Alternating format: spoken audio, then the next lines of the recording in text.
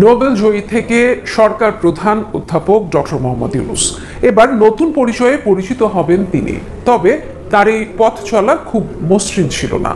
রাজনৈতিক দল গঠন, আওয়ামী লীগ সরকারের দেয়া মামলা, নানা হয়রানির মধ্য দিয়ে দিন পার করতে হয়েছে ডক্টর ইউনূসকে। ছাত্র জনতার গণ অভ্যুত্থানের পর এবার তিনি দায়িত্ব নিলেন সরকার গঠনের। আরো জানাচ্ছেন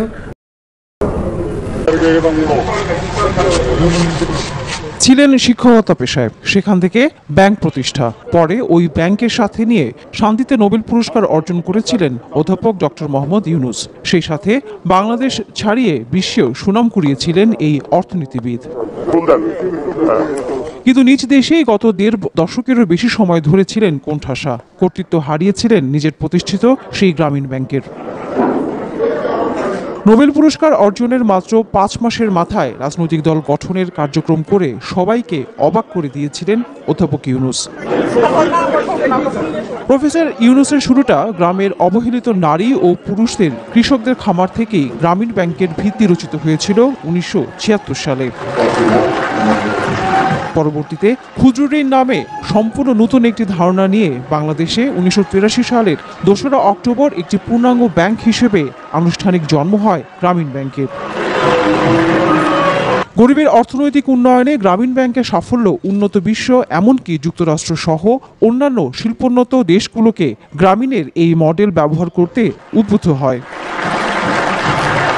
অধ্যাপক ইউনূসের গ্রামীণ ব্যাংকের এই কার্যক্রম বিস্তৃতি লাভ করলে ২০০৬ সালে যৌথভাবে নোবেলে শান্তি পুরস্কার লাভ করেন অধ্যাপক ইউনূস ও তার প্রতিষ্ঠিত গ্রামীণ ব্যাংক।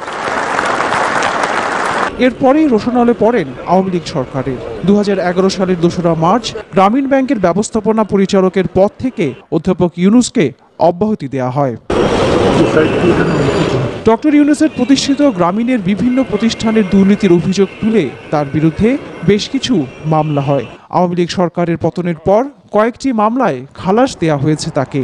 এবার দায়িত্ব পেলেন বাংলাদেশ গঠনের। ১৯৪০ সালে ২৮শে জুন চট্টগ্রাম জেলার হাটহাজারী উপজেলার বাথুয়া গ্রামে জন্মগ্রহণ করেন মোহাম্মদ ইউনূস। ১৯৫৭ সালে ঢাকা বিশ্ববিদ্যালয়ে অর্থনীতি বিভাগ থেকে মাস্টার্স শেষ করার পর তিনি ব্যুরো অফ ইকোনমিক্সে যোগ দেন গবেষণা সহকারী হিসেবে।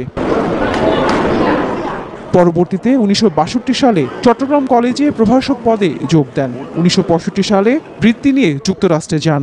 পরে ভেন্ডারবিল্ট বিশ্ববিদ্যালয় থেকে ১৯৬৯ সালে অর্থনীতিতে পিএইচডি লাভ করেন।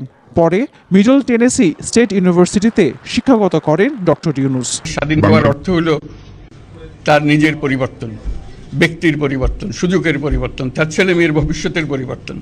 এটা যেন প্রত্যেকে বুঝে নেয় এবং আজকের তরুণ সমাজকে বোঝানো যে এই দেশ এটা তোমাদের হাতে, তোমরা এটাকে তোমাদের মনের মতো করে গড়ে তুলবে। তোমরা যেভাবে স্বাধীন করতে পেরেছো, তোমরা এটাকে তোমাদের মনের মতো করে গড়তেও পারবে।